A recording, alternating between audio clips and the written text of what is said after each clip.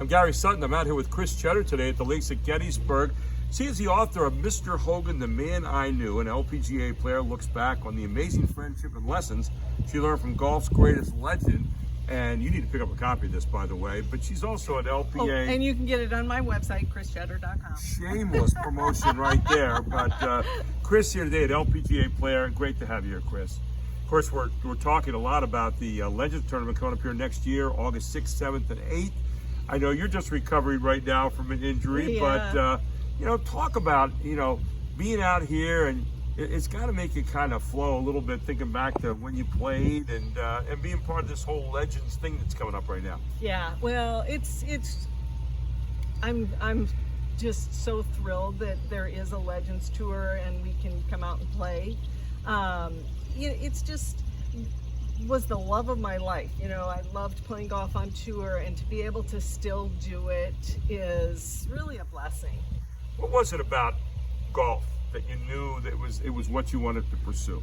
I don't know. I love the game. I love playing at the highest level where every stroke counted. And the people I met just along the way, like that's when I think back to my years on tour, I really think about the people I met along the way. When you think about moments on the tour, what was your big moment? What was the moment that stands out and you say, man, I wish I could repeat that over and over again? Oh boy.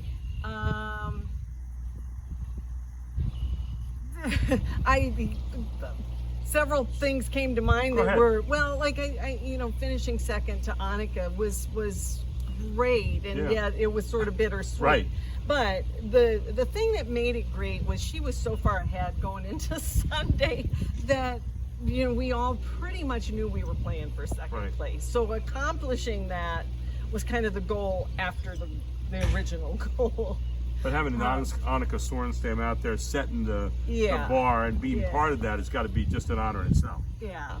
And then winning the mixed team with Billy Andrade, that was sort of special because it was a team event. My dad was caddying for me, and like my mom was in the crowd. Like that was just fun to share that with someone. We don't often think about golf as a team game so much, except for college. But when you think about getting together and having these mixed tournaments, I think there needs to be more of that. I do too. I think it's really fun to watch. Yeah, and Danielle and I, we were teammates in the Handa Cup, which was a Legends sort of Solheim Cup Legends tournament. Now you and Danielle Makapani had a couple of battles, I know, over the years in terms of we were out there for a while, so there's going to be some battles. Right. But you're still, that was only a couple years ago, right? So yeah, exactly right.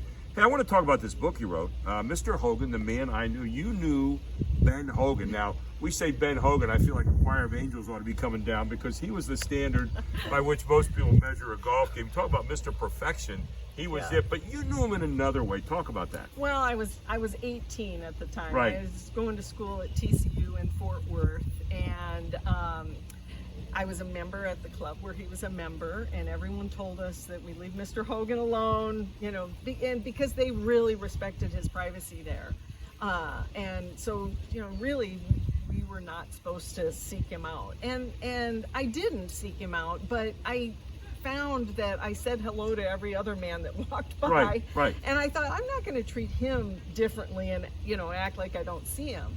And so I just started saying hello to him, and I think he noticed that I was really working hard at my game and loved golf, and pretty soon he started stopping and watching me hit a few, and then he actually got his clubs out again and started hitting balls again. Wow.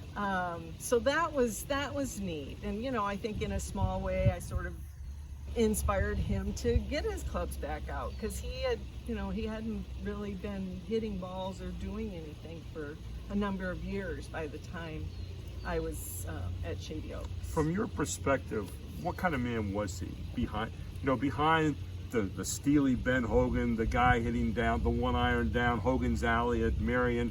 What kind of guy was he? Well, and he sort of had this gruff sort of persona that he, I think, was kind of more of the put on, and it kept people at bay. But the person that I got to know, that he let me get to know, was this much softer side, very, very funny. You know, he was this man who, we were out hitting balls one day, and all of a sudden I noticed he's kind of looking across the fairway, kind of shaking his head, and I kind of look over there, and he goes, I just don't know why those people keep that dog in a cage. You know, like that he would care about that. Right. But that was the type of person that he was. He, you know, really cared about the underdog, especially. He was known as a practice fanatic. Yeah. He was always looking for the perfect game. Yeah. Did you get any of that from when you talked to him? Well, one time he was hitting balls, and he was hitting drivers. We went to pick him up, and they were in, I mean, a really tight circle, like, you know, the same distance and the same direction. Right. And I mean, I still remember thinking, like, that's just I've never seen anything like it. And I said, those are really good. He goes, I believe I can do better. Maybe that's what he's all about. And right? he was, you know, 75 at the time, thinking, you know, he was still trying to figure things out and get better. Unbelievable. Yeah. Mr. Hogan, the man I knew, what will people walk away saying after they read your book?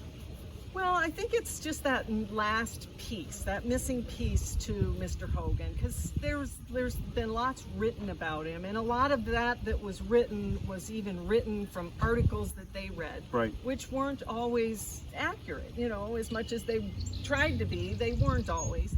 And this is just this other side of him. These are stories that people haven't heard. They're just my stories. Like the time I walked into his office and I was wearing blue pants, a blue shirt, and a blue sweater, and he looks at me, he goes, what, you couldn't find anything blue to wear today?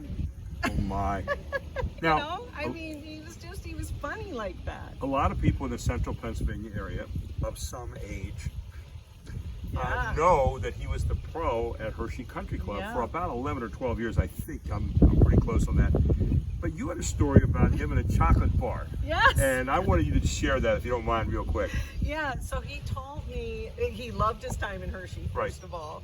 And when we would play the tournament there, you know, it would kind of come up. And he goes, you know, the owner of that chocolate factory would give me these bars of chocolate where they used to make them with this thin layer of this super high-end chocolate, so that's what you would taste, and you wouldn't notice that underneath was maybe not as high quality. Right. But he would get pure bars of that thin layer chocolate that went over it.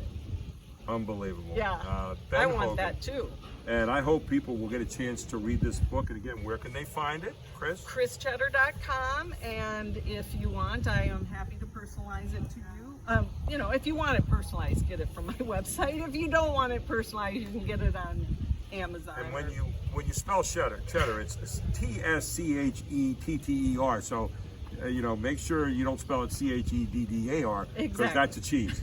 And this is a story about a great man, but also an LPGA player. It has some pretty good notoriety herself. Kris Tschetter, Mr. Hogan, the man I knew. Kris, thanks for taking time to be with us today. I really appreciate it. Thank you for taking the time to talk to me. Thank you.